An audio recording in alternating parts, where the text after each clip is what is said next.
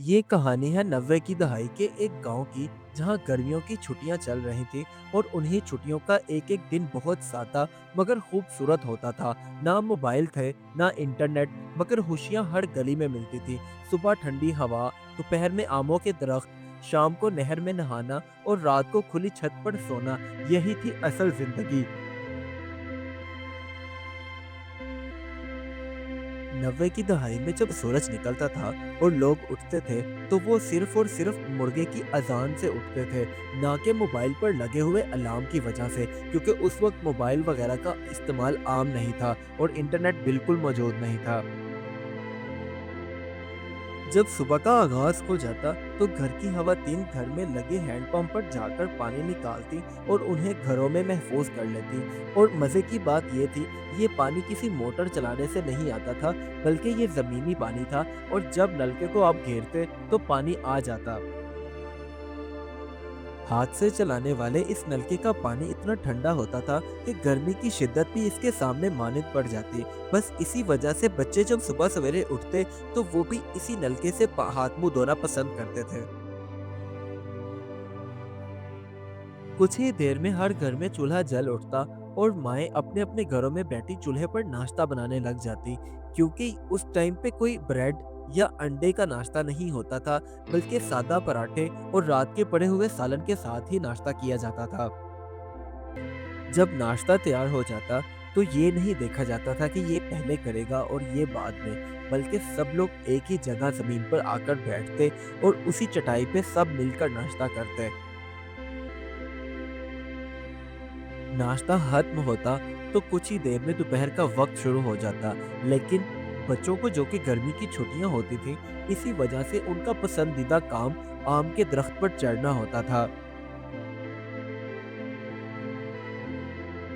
गिरते पड़ते जब उन बच्चों में से कुछ बच्चे दरख्त पर चढ़ने में कामयाब हो जाते, तो बस फिर वो वहां से कच्चे और पक्के दोनों तरह के ही आम उतारना शुरू कर देते, ताकि बाद में मिलकर बैठे और खाएं। पक्के आम तो वैसे ही खा लिए जाते थे, लेकिन जो कच्चे आम होते थे, उन पर बच्चे नमक और मिर्च लगाकर उसी दरख्त के नीचे बैठते और खूब मजे ले लेकर खाते। कच्चे आम खाने के बाद अब वो भागते दौड़ते इधर उधर खेलने में मसरूफ होते। और जब उन्हें गर्मी की शिद्दत का एहसास होता, तभी वो भागते भागते सीधा नहर की तरफ चले जाते।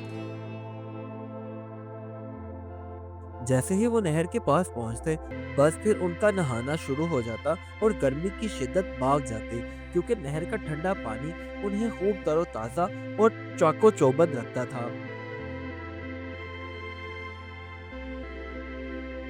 अक्सर दोपहर में ही गांव की गलियों में एक बर्फ का गोला बेचने वाला आदमी अपनी रेहड़ी पर मुख्तलिफ रंग की शरबतों की बोतलें लिए वहां आता, जिसे देखकर ही रूह ठंडी हो जाती।